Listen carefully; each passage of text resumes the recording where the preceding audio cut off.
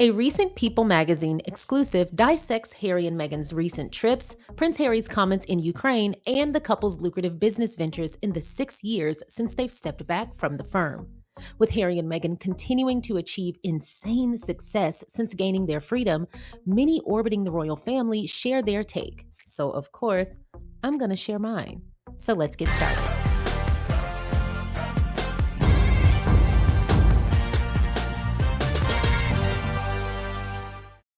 Hey y'all, thank you so much for clicking on my video, and if you're returning, welcome back to my channel. Today I wanted to take a look at a People magazine exclusive about Harry and Meghan titled Making Their Own Rules. I found this article to be interesting. I'll use that word for now.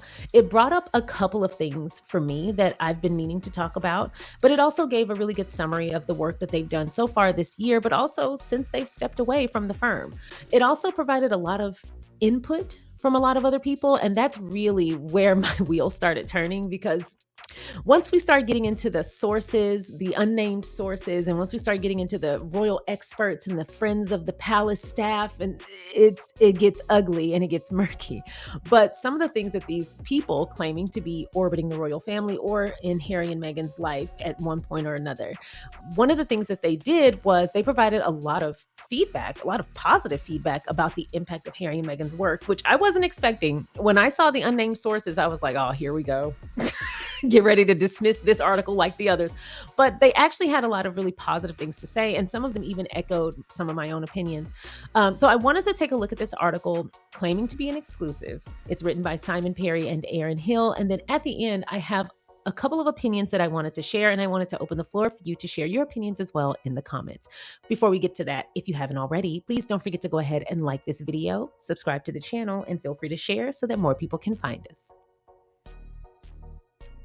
So this article covers a 6-year timeline from the moment Harry and Meghan stepped back from the firm to present day. It covers the work that they've done, both philanthropically and their humanitarian efforts. It covers Invictus. It covers their businesses. It covers their money-making efforts. It covers their family life. It covers the royals and what the royals have been up to in that time. A fraction of the work that Harry and Meghan have done, if you just want a quick synopsis, just a fraction, if that. I'm being quite polite. They haven't really done anything. But for Harry and Meghan, they've done a lot. And it covers that 6-year span, as well as the impression that it's having on the royals, as well as royal observers, people who are monarchists and support the royal family, and how they perceive Harry and Meghan. This article covers 6 years. It's a summary for people who haven't been watching in real time. We've been covering in real time, so we don't necessarily need the summary. So I'm going to skip to the main issues that were brought up in this article.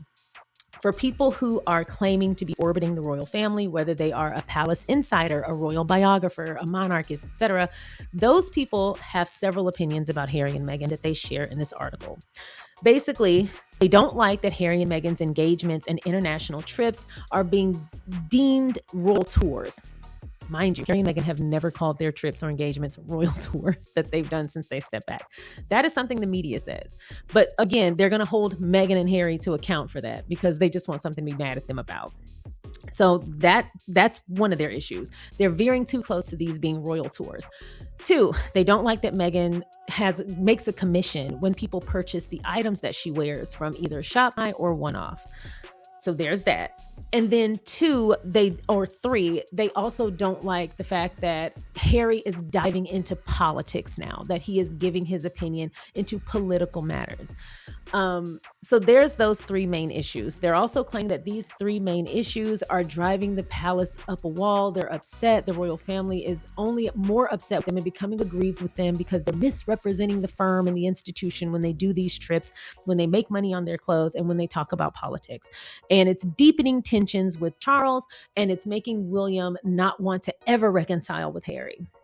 I just want to point this out. The wind could blow, and William is going to give a statement to somebody who's going to give a statement as an insider that he doesn't want to make up with his brother.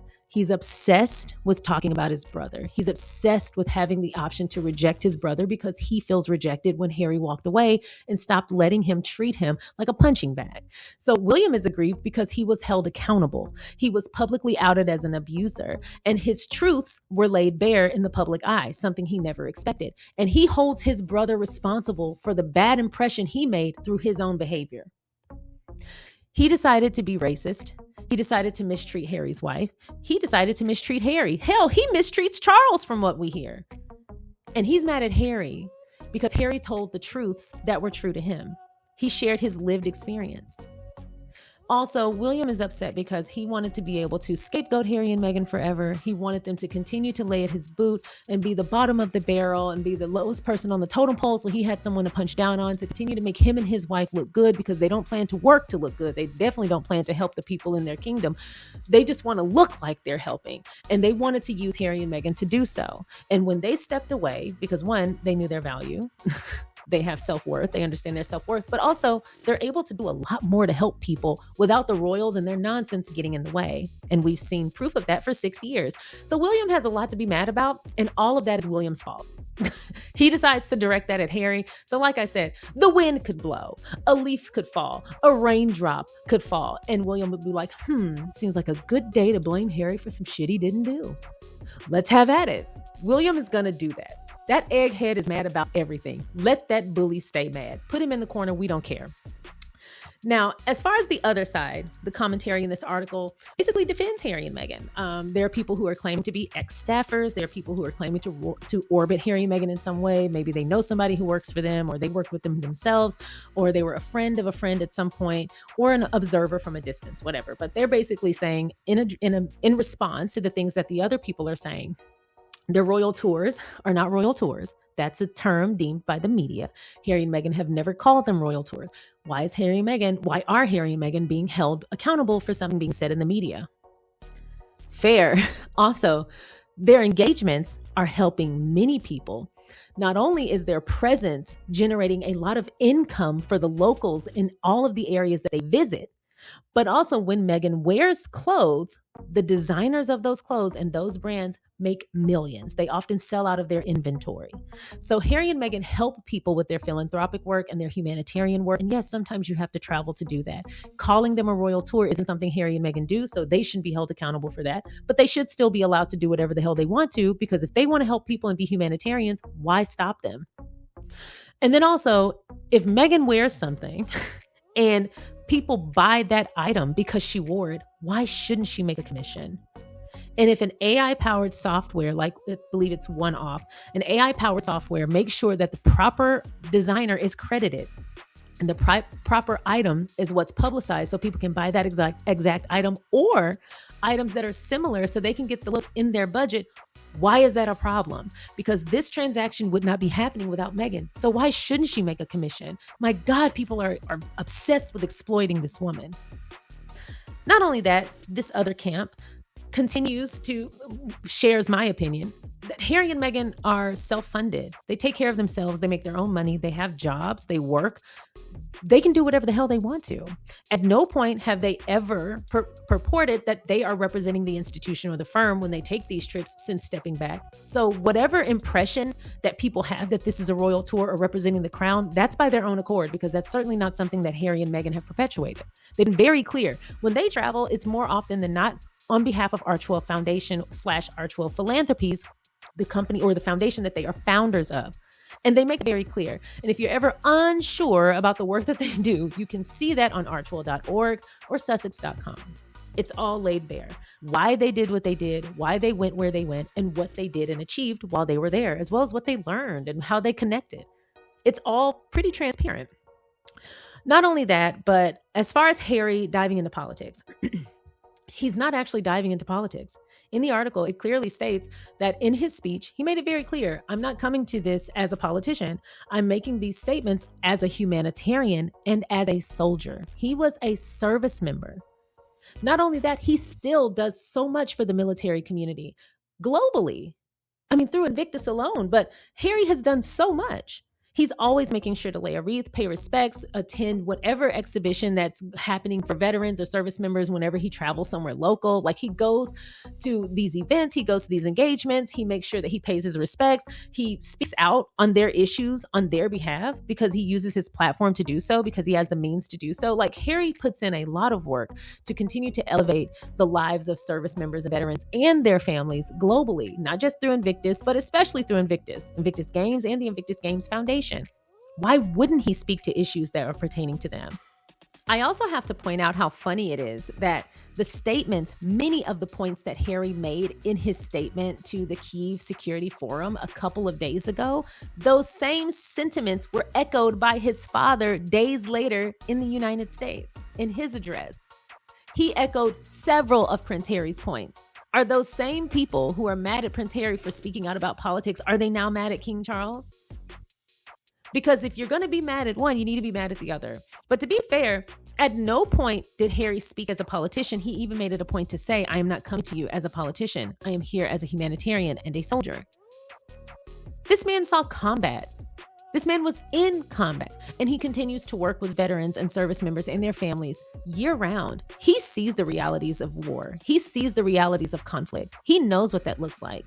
And it's not this Hollywood view of Black Hawk Down and all of these, these images that people have of war, these glory-filled moments where people get to become the hero and save people, etc. War is grisly, to put it nicely. It's grisly. And the impact is a lifelong impact. How you learn to manage it, that is a lifelong commitment. And it is difficult mentally and for many physically and emotionally, always. Many people lose people they know, and so many people lose their lives in these conflicts. So why wouldn't Harry come to the table asking for peace and sharing the realities of war? Both as a soldier and humanitarian. He has the insight. He should be sharing. So often, the public asks those in position of power or who have platforms or people who are rich or privileged or have access. They ask for those people to stand up in moments where leadership is needed. They ask for people to stand up and speak on behalf of the little guy. They ask people to shake the table and say, hey, we can't get into more conflict for no reason. We have to preserve human life. We have to preserve the human psyche. We have to do what's best for humans because these are real people going to war. These aren't ants. These aren't toy soldiers. These are people with families. And every time a soldier is deployed, hundreds of people, if not more, are impacted by that person going into war. And there is loss of life. Why wouldn't he share his insight, especially as someone who's not only seen it and lived it, but works in that space year round, has a whole foundation dedicated to it? So many people say, why didn't anybody do anything? Why doesn't anybody speak up? Why doesn't anybody push back? Okay. So someone did. Someone spoke up. Someone pushed back. Someone traveled all the way to Ukraine to make sure the right ears and the right eyes were laid on his message. And you're pissed about it? Oh, why? Because he's not a politician, but he was a royal? That's why you're mad about it? I don't get the complaint. Should he not be the person? He's the exact person who should be saying these things. He has the eyes of the world. Why wouldn't he speak up? It kind of reminds me of how people used to say something similar about Princess Diana. Not a lot, but Princess Diana had her detractors as well. When she did the work she did, people were very upset, namely the palace, because they wanted her to take on fluff projects. We talked about it. They wanted her to work in early childhood development. She said, no, that isn't where her passion lied. She wanted to talk about the issues that were facing the world in the most underprivileged areas. And she did just that. There was an outcry when she started talking about landmines. That was a big deal at the time.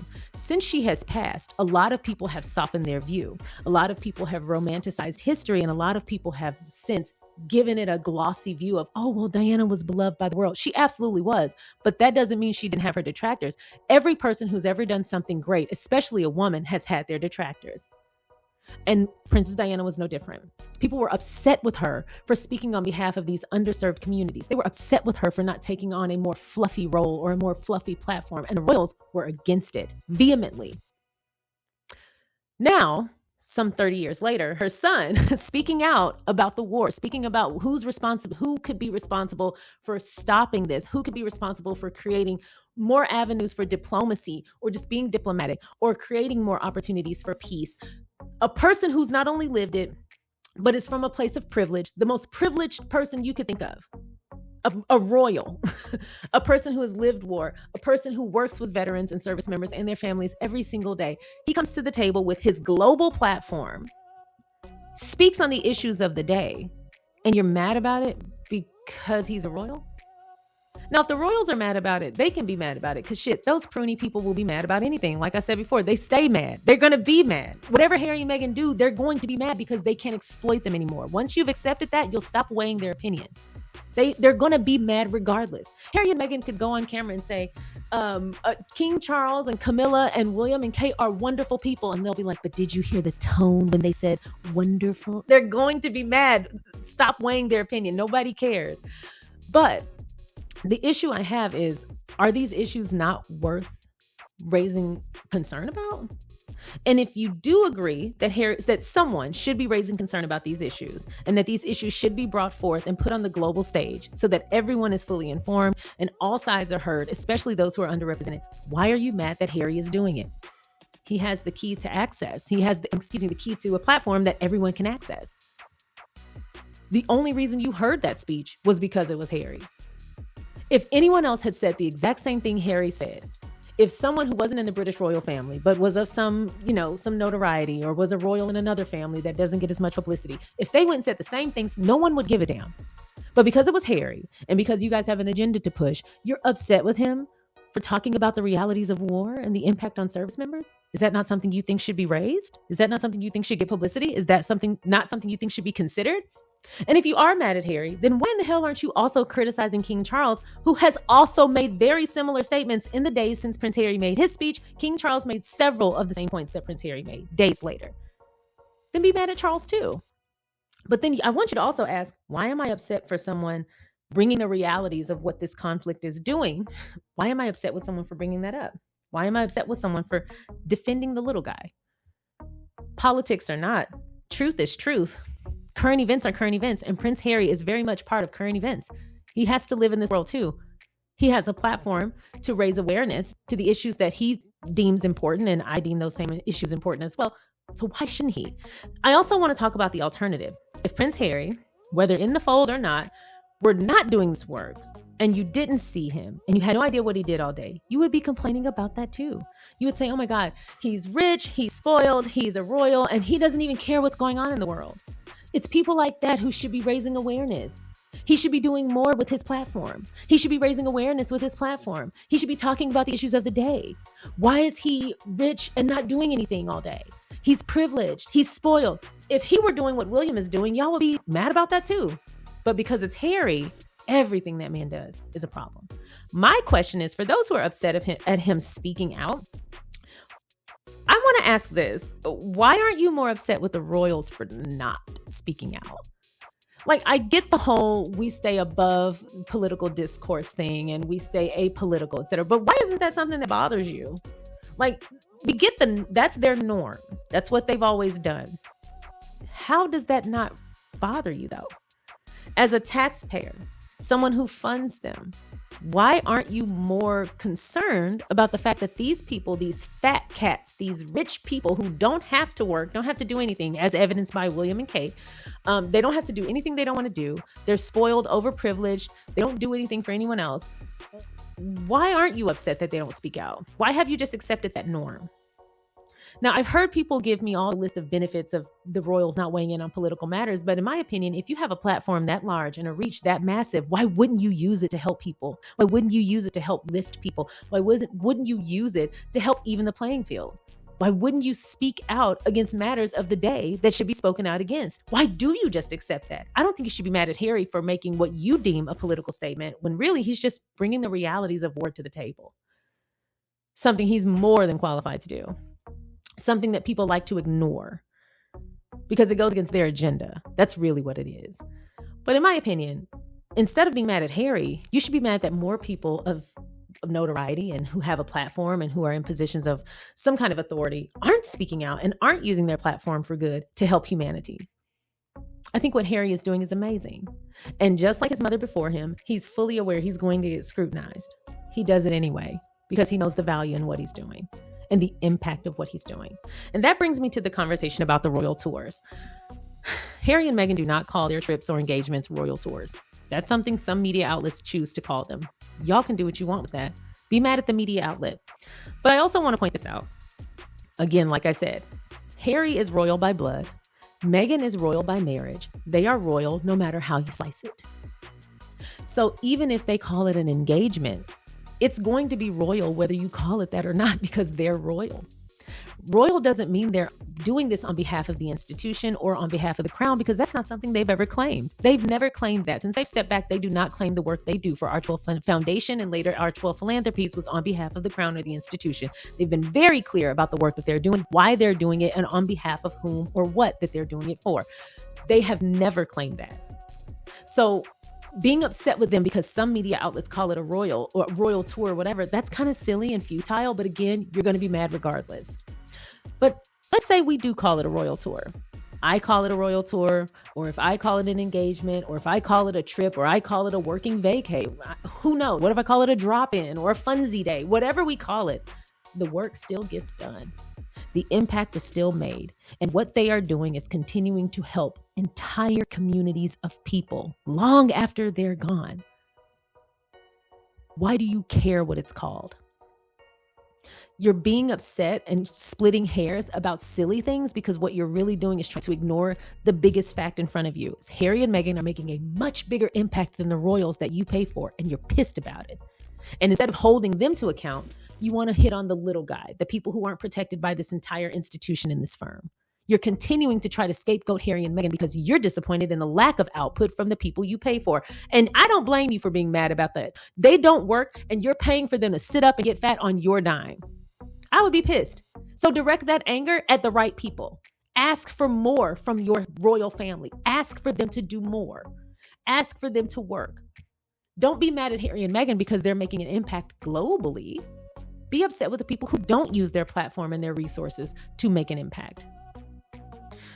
Not only that, but last but not least, the conversation around Meghan making a commission on her clothes. I've kind of already shared my opinion on this. I think it's really silly to be upset with her for making a commission on clothes that sell because she wore them. I just find this to be yet another example of people being obsessed with exploiting her. They want to be able to exploit her, or not even for themselves. They just want to know she's being exploited. They do not want Meghan to know her worth, and it pisses them off when she capitalizes on her worth. Mind you, she could stand to make a whole lot more. She could be doing whole brand deals if she wanted to. She could be advertising. She could be doing whole deals and partnerships with entire brands if she wanted to. And she could be making probably 10 times what she makes on those commissions. The commission is the bottom of the barrel. It's the least they could give her because she earned it. It sold because of her. And if you gave the microphone to any designer who's ever been impacted by Meghan wearing their clothes, they would probably say, I hope she does it again. And I hope she makes twice the commission she made last time. She deserves it. Look what she did for my brand. I never hear the people who are actually within proximity to Harry and Meghan complaining about these things, whether it's the brand that benefits from her wearing their clothes or the people who purchase the clothes or what have you. They're never complaining about the commission she draws because they know she's earned it, and she's also impacted their business forever, often making their businesses 10 times more successful than they were before she wore their clothes. And when people purchase through the AI-powered shopping platform One-Off, or at one point through her Shop My, she did make a commission, as she should have, because you only bought it because she wore it. What's not clicking? Again, people are obsessed with Meghan being exploited. Even when they're not exploiting her themselves, they want her to be exploited. They want her to devalue herself. They want her to not know her worth. And that's what bothers them about her. And I love that she ignores y'all and pays y'all dust because it's absolutely ridiculous. So in a nutshell, Harry and Meghan, they pay for their own lives. They are not taxpayer funded. I feel like we have to continue to come back to that because they are royal. People often put them in the same boat as their family members on the other side, but Harry and Meghan are self-funded people. They are private citizens, public figures, but private citizens. And they pay for their own lives. They pay for their own way. And more often than not, Meghan is buying her own clothes. So at the end of the day, whatever the hell they do with their time, their money, or whatever money they make, and by whatever means they make it, that's their business. I don't even understand how you could render an opinion. It doesn't impact you whatsoever. You have an opinion about Harry and Meghan making their own money and using that money to help the world, but you don't have an opinion about the money you make going to people who are literally just eating and sleeping all day? And hell, that nasty, dirty uncle using that money to fund his life, and you know what he was up to? Have more of an issue with that, I would think. And as far as Harry speaking out on political matters, however you want to deem his statements, that's up to you. Whether you call those statements political or not, it doesn't matter. It needed to be said. And he has the platform, the microphone, and the insight and experience to say it. So he has all my support. I think what should happen for the people who are upset about whatever Harry and Meghan do, I think what needs to happen is they need to check their entitlement at the door. I feel like there needs to be a reckoning of how much of this is really my business. And I think you would come at a strong, firm 0%. Harry can speak on whatever the hell he wants to, but I'm actually elated that he used his experience, no matter how harrowing and difficult, he used that experience to reach people and to represent people that often don't get representation. And he gets in rooms that most people don't have access to. He has the ear of world leaders who can take his words into account. So why wouldn't he bring the issues of the underprivileged and the underrepresented to those people? He has the power to bring those conversations to the tables where change can happen. Why the hell wouldn't he use that power? Oh, that's right, because you're used to his family who doesn't use that power. They squander it. But then, circling back, it's so funny to me to see all this praise going to King Charles. And listen, anytime someone sticks it to Donald Trump, you have my support. Even when I don't like your ass, I can give you your little credit there. He did his big one. Go ahead. But even when Charles does something good, I won't give him the credit. I'll be honest. I always say, oh, okay, well, when he does something I approve of, I say, oh, well, that's Harry's daddy. Then I'll give him credit by way of Harry, only by proxy. I won't give him credit full on because he knows why. But no, I've been seeing all this praise and adoration of Charles for the last couple of days and whatever. It's great. He stuck it to Trump and he shared his sentiments and he had to give people a quick little history lesson and a quick little course correction. And that's great. That's great. I'm glad he did that. That's how you use your platform. That's great. He could be doing a lot more for a lot of other reasons and a lot of other things, but I'm going to give him his credit in that small space. But it's crazy that most of the praise that's going to him is because he said things that Harry said days ago. You guys are still grinding an axe against Harry for saying the very things his father went on to say as well, days later, and you're praising his father while condemning him. The fact of the matter is people in positions of power should weigh in on politics. They absolutely should. They should be held accountable for their opinions. They should be held accountable for their affiliations and their behavior.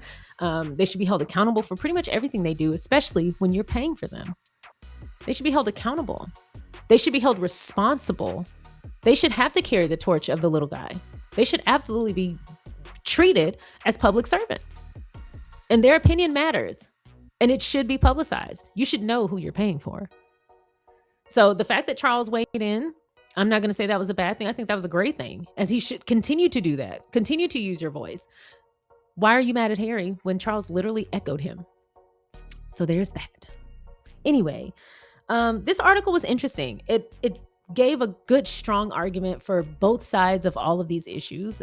They had a lot of different people weigh in, but the conclusion of the article was actually where they kind of got me. I was really happy with how they concluded this article, and that I will read. I know I didn't read the rest of the article, but I do want to read the last couple of paragraphs. It says, nearly 8 years after their wedding, Harry and Meghan's bond remains central. They are the biggest champions of each other, says a staffer. The more adversity they face, the more they come together. That partnership propels their next chapter, even as scrutiny persists. This is the shape of things to come. There is nothing to stop them from doing this. Adds low, he says, the palace might not like it, but they can do it. The question is whether it's sustainable. That's Valentine Lowe, by the way. He weighed in. For their future to hold, their ventures will need to succeed. While their widely reported $100 million Netflix deal wasn't renewed, the relationship has evolved into a first-look arrangement with several projects still in development, including a scripted series set in the world of polo. A documentary they backed, Cookie Queens, has also gained traction on the festival circuit and is now set for a theatrical release. Meghan is focused on building as ever into a lasting business. The brand continues to roll out new products, including a Mother's Day collection featuring candles inspired by the couple's children. It is still in a test and learn mode, says the close source. She wakes up thinking about new ideas and works on it all the time. While reports of high staff turnover have raised questions about the couple's working environment, others who remain describe a different experience. Quote, "There are quite a few of us who've been here for a long time," says one 6-year staffer. "Much of her company is made up of young women, and she really champions them. She's always said to me, just speak up. That's one of her biggest things." Those close to the couple believe their trip to Australia set a new blueprint. The late Queen herself once recognized the positive effect Harry and Meghan could have across the Commonwealth, and supporters say their influence has not disappeared. They're very aware of the impact their presence can have, says the longtime staffer. And Walters adds, "A lot is forgiven when you're on the ground and you show up and do good work. That magic and allure of a royal doesn't necessarily come down to a title." So that is how they ended the articles, to give you a little bit of insight of kind of the direction the article went. Again, this is linked in the description box below under sources.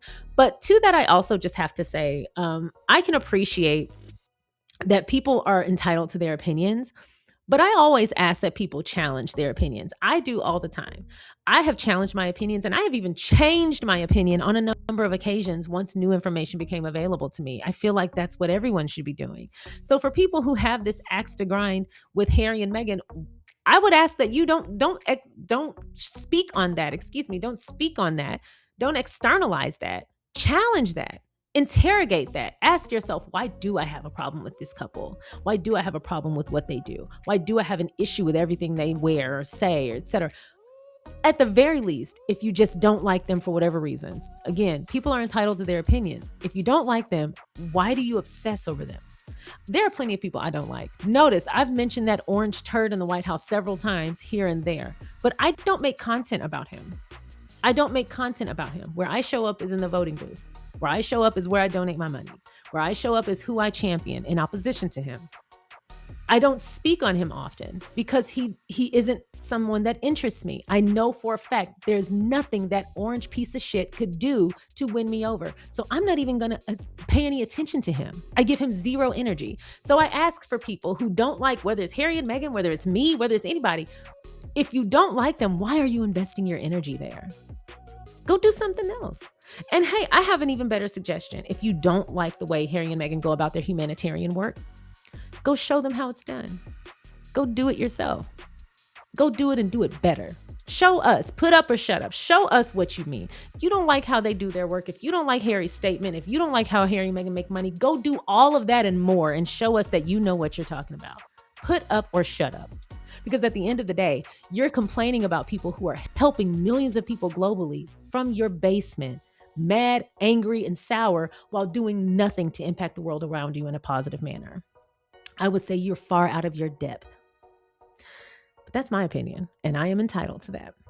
So that's all I have for y'all today. I hope you enjoyed today's video. If you read the full article, feel free to let me know in the comment section below, but also share your thoughts and opinions on today's video in the comments.